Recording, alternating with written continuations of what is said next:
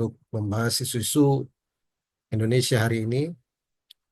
Teman-teman masih berbicara tentang terkait swasembada beras ya. Eh, Pada tayangan video sebelumnya saya menyampaikan judul yang tertulis swasembada beras tapi harga berasnya naik. Ya, ternyata tayangan ini menimbulkan diskusi yang menarik di kolom komen video tersebut ya. Saya share di sini diskusi dari teman-teman yang mengomentari video ini. Yang pertama itu dari Iis Passion 7543, Iis Passion 7543. Dia mengatakan saya bukan petani, tapi saya senang kalau petani makmur, kalau beras murah petani makmurnya dari mana, ya kan? Kemudian dijawab oleh Jinab, ya, petani itu kebanyakan nggak jual beras, cuma jual gabah. Yang jual beras biasanya yang merangkap tengkulak. Kalau beras itu pedagang, Kalau beras itu pedagang yang jual. Jadi yang nikmati kenaikan harga beras itu kebanyakan pedagang. Dan dijawab lagi oleh apa Iis Passion mengomentari Jinab tadi, ya, untuk jadi beras tengkulak juga harus menjemur padi kalau kering, menyusut, belum bayar buruh mikul, buruh jemur, buruh giling, jangan ngitung bersih, Pak, kalau eh, belum solar, belum bensinnya, ya. Kalau semua dikerjakan sendiri, untung banyak yang nggak mampu lah kerja sendiri. Gabah 1 kilogram kalau udah digiling jadi berapa bersihnya? Dari tanam sampai jadi beras prosesnya banyak dan semua itu juga pakai biaya. Ya, jadi jangan ngitung doang, eh, turun ke lapangan gitu dia, gitu ya. Nah, selanjut lagi, biarlah naik Pak, kasihan loh para petani. Coba Bapak tanam sendiri biar tahu rasanya jadi petani. Petani itu nggak tiap tahun untung, banyak hama, ada tikus, wareng dan lain-lain. Nah, ini ada yang komentari yang lain ya. Ya, kalau yang nikmati kenaikan harga itu petani ya masih untung, tapi yang banyak nikmati itu biasanya pedagangnya. Kemudian ada lagi yang mengomentari, susah kalau bukan petani biasanya cuma protes. Seumur bertani baru sekarang kami menikmati gabah dengan harga 6.500. Ya ini jadi teman-teman, eh, diskusi ini ap- berkaitan dengan video saya sebelumnya yang saya katakan bahwa eh, swasembada beras yang disampaikan oleh pemerintah itu memiliki validitas pasar yang lemah ya, karena eh, pada kenyataannya swasembada beras di mana terjadinya surplus ya dengan jumlah yang cukup besar yaitu 3,6 juta ton. Kemudian gudang Bulog juga stoknya menurut pemerintah adalah yang terbesar dalam sejarah begitu ya. Kemudian semester 1 tahun 2025 produksi sudah naik 11% lebih begitu. Nah, saya menyampaikan bahwa fenomena ya atau data yang disampaikan oleh pemerintah itu memiliki validitas pasar yang lemah karena pada kenyataannya harga-harga beras ya masih trennya itu meningkat, itu yang pertama, dan yang kedua harga beras yang dibeli oleh masyarakat, oleh konsumen itu jauh lebih tinggi dari harga eceran tertinggi yang telah ditetapkan oleh pemerintah ya, bahkan kisarannya itu sampai di atas Rp2.000 ya. Jadi suatu selisih yang tinggi antara harga eceran tertinggi yang ditetapkan pemerintah harusnya dibeli oleh kita masyarakat beli beras itu berdasarkan aturan pemerintah HET-nya adalah 12.500 untuk zona 1 ya, untuk beras medium, tapi pada kenyataannya harganya eh, lebih mahal dari itu, bahkan kisarannya itu di atas 2 ribuan ya. Jadi bisa mencapai 16.000 per kilogram. Nah, jadi diskusi yang disampaikan di kolom komen ini ingin saya komentari, ya. Yang pertama ingin saya sampaikan bahwa eh, ya ini ya yang pertama. Jadi jangan salah bahwa kenaikan harga beras itu ya tidak selalu diikuti oleh kenaikan harga gabah secara proporsional, ya. Nah, karena pasar gabah itu menurut Lihan itu bersifat monopsonistik. Apa itu monopsonistik? Ya artinya monopsonistik itu pembelinya satu, penjualnya banyak. Pembelinya tengkulak satu, penjualnya adalah para petani. Yang dijual komoditasnya adalah gabah. Ya. Nah, karena pasar ini monopsoni, jadi harga beras yang dari konsumen itu tidak bisa ditransmisikan secara sempurna ke petani kalau terjadi kenaikan. Seperti sekarang kan harga harga beras itu di tingkat konsumen naik, ya, cenderungnya naik, ya. Tapi apakah itu akan ditransmisikan secara sempurna ke tingkat petani? Jawabnya adalah tidak. Nah, menurut penelitian Dihan ini hanya 33% kenaikan harga beras itu yang akan diterima oleh petani. Jadi 67%-nya yang menikmatinya adalah pedagang. Jadi kenaikan harga beras itu tidak identik dengan menguntungkan petani, ya. Itu alasan yang pertama, ya. Mengapa kita mengatakan bahwa kenaikan harga beras itu tidak identik menguntungkan petani, ya. Karena struktur pasar beras dan pasar gabah itu berbeda, ya. Struktur pasar gabah, penjual dan pembelinya itu adalah petani dengan tengkulak, ya.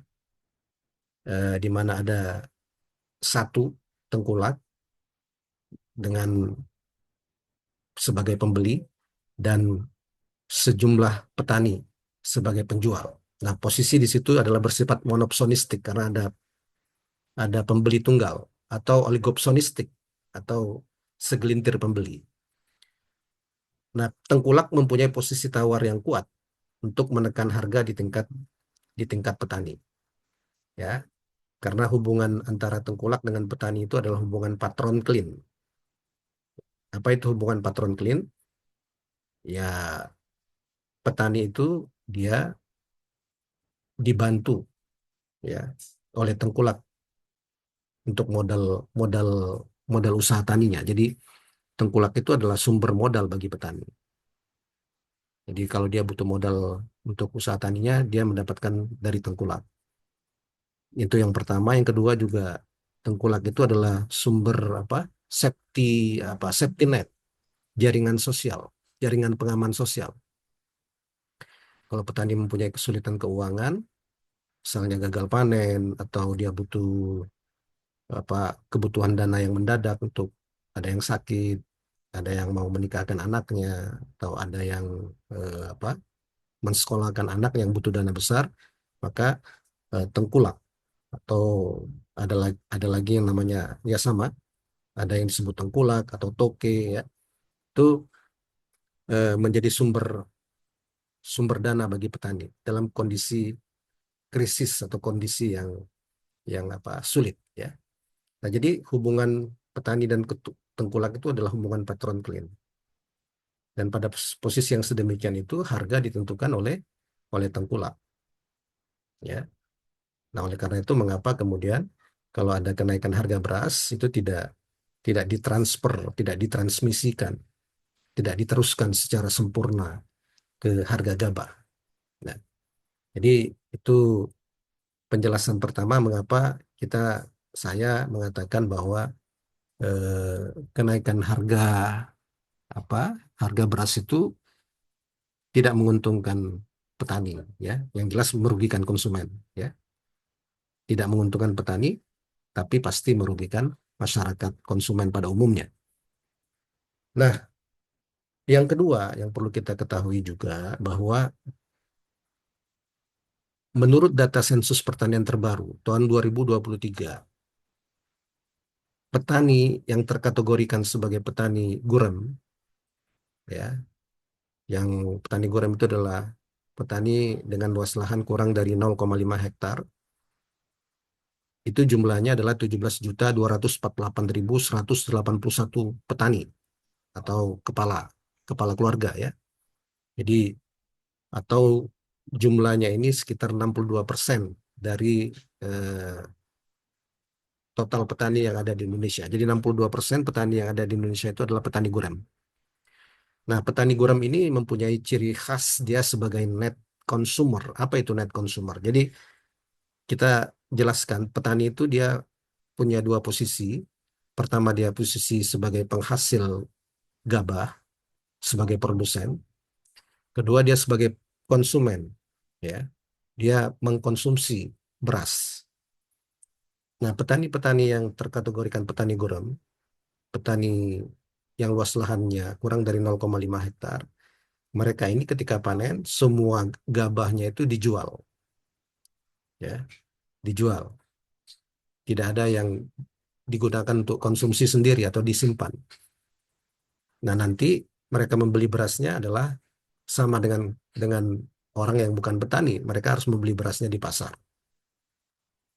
Nah, dalam posisi yang demikian itu, ketika terjadi kenaikan harga beras, itu akan membebani petani-petani gurem ini, yang jumlahnya adalah 62% dari total petani Indonesia. Ya. Nah, ini penjelasan yang kedua, mengapa kenaikan harga beras itu malah membebani petani, menyulitkan petani. Ya. Nah, eh, teman-teman, kita juga perlu ingat bahwa harga beras ini mempunyai kontribusi terhadap eh, peningkatan kemiskinan. Ini contoh penelitian yang dilakukan oleh eh, Miss Dawita dan kawan-kawan tahun 2019, ya, yang menunjukkan bahwa kenaikan harga beras itu bisa meningkatkan angka kemiskinan baik di perkotaan, pedesaan atau angka kemiskinan nasional. Nah, jadi eh, kalau dikatakan bahwa kenaikan harga beras itu menguntungkan, maka pertanyaannya menguntungkan adalah segelintir orang, ya. Yang diuntungkan dari kenaikan harga beras, yang pertama adalah para pedagang beras, ya. Yang kedua adalah para petani, ya, petani petani apa petani petani besar, ya, biasanya merangkap merangkap tengkulak, ya. Nah, jadi ini untuk mengingatkan kita kembali bahwa eh, kenaikan harga beras itu, eh, sekali lagi saya menggarisbawahi, tidak menguntungkan petani, ya. Yang jelas menguntungkan masyarakat Indonesia pada umumnya, apalagi mereka-mereka yang berada pada eh, golongan yang mendekati miskin, atau apalagi mereka yang berada dalam kategori miskin. Jadi kenaikan harga beras itu fakta dan datanya mengatakan berkontribusi terhadap kenaikan kemiskinan. Jadi kalau terjadi kenaikan harga beras, misalnya ini temuan dari Misda Wita dan kawan-kawan, bahwa kalau terjadi kenaikan harga beras itu 25%, itu berkontribusi terhadap kenaikan angka kemiskinan, ya, di daerah perkotaan 0,13%, kemudian di daerah pedesaan 0,10%, dan nasional 0,11%. Ya, jadi kenaikan beras itu eh, adalah salah bila dikatakan itu menguntungkan petani. Tidak. Jadi tidak menguntungkan petani, kecuali petani-petani yang petani kaya, petani besar, dan itu jumlahnya eh, tidak tidak besar, ya. Yang besar itu petani-petani kita itu adalah 60-an% adalah petani petani gurem. Dan bagi petani gurem, mereka berposisi sebagai net consumer, posisi mereka sebagai konsumen itu lebih besar dibandingkan posisi mereka sebagai produser. Jadi ketika terjadi kenaikan harga beras, mereka harus membeli sebagai konsumen beras itu di pasar, dan itu apa menyulitkan mereka. Nah, Itu berbicara tentang kenaikan harga beras, apakah menguntungkan petani atau tidak. Tetapi kembali saya mengingatkan bahwa kita tidak berbicara tentang apa eh, konteks kenaikan harga beras itu. Yang kita bicarakan adalah berkaitan dengan fakta atau data yang dinyatakan oleh pemerintah bahwa kita sedang mengalami yang namanya surplus pangan. Dan surplus pangannya itu adalah surplus pangan yang bukan surplus pangan yang kecil, ya. Surplusnya itu 3,6 juta ton, ya. Bahkan semester satu sudah eh, berkontribusi surplus itu adalah 11% lebih. Nah, itu artinya ya secara apa kalau diukur dengan parameter-parameter pasar, ya, fakta itu, data itu yang tadi dikatakan bahwa dia surplus, yang dikatakan bahwa dia swasembada, itu harusnya valid, ya. Parameter pasar akan memvalidasi, membenarkan fakta dan data itu. Dengan cara apa? Dengan menunjukkan fakta yang lain bahwa harga-harga beras akan turun, ya. Karena apa? Menjadi lucu ketika surplusnya surplusnya besar, ya, swasembada, tapi harga berasnya menjadi lebih tinggi dibandingkan kondisi kita tidak swasembada. Ya, tentunya artinya itu ya swasembadanya untuk apa kalau seperti itu kenyataannya. Karena swasembada itu tujuannya adalah mempermudah masyarakat untuk mendapatkan beras, akses beras, ya. Nah, salah satu bukan salah satu parameter bahwa akses beras itu mudah adalah harga beras itu terjangkau, harga beras itu murah, ya. Jadi kalau harga berasnya mahal, tapi kita katakan swasembada, itu menjadi pertanyaan. Kondisi tidak swasembada, ternyata harga berasnya lebih murah dibandingkan kondisi swasembada. Itu kan menjadi sesuatu yang ironi. Jadi untuk apa swasembada itu kalau menghasilkan harga beras yang lebih mahal? Begitu ya. Padahal maksud kita melakukan swasembada itu adalah agar masyarakat bisa dengan mudah mendapatkan beras, dan itu caranya adalah dengan cara harga beras itu menjadi lebih lebih murah sehingga orang menjadi lebih lebih mudah untuk membeli beras tersebut. Nah, ya, kemudian juga mengapa apa kita katakan apa data swasembada pemerintah itu validitas pasarnya lemah, ya. Ya karena kalau terjadi swasembada, produksinya surplus, ya. Dan surplus itu terjadi karena yang pertama tadi adalah subsidi harga, ya, melalui harga pembelian pemerintah. Yang kedua adanya input produksi yang disubsidi, pupuk, ya. Nah, artinya dengan adanya input yang disubsidi, pupuk, biaya produksi itu kan menjadi lebih murah bagi petani karena mereka mendapatkan subsidi pupuknya. Nah, kalau biaya produksinya lebih murah, ditambah lagi dengan ada bantuan apa? Bantuan proteksi harga dari pemerintah, tentunya kenaikan produksi itu menjadi menjadi niscaya untuk menurunkan harga beras, bukan menaikkan harga beras. Nah, sekali lagi eh, kita menyampaikan ini sebagai bagian literasi eh, kepada kepada kita semua bahwa fenomena swasembada itu bukan bukan semata-mata data produksi lebih tinggi dibandingkan data konsumsi, ya. Jadi menjadi aneh kalau data produksinya lebih tinggi data konsumsi, tapi harganya tidak turun.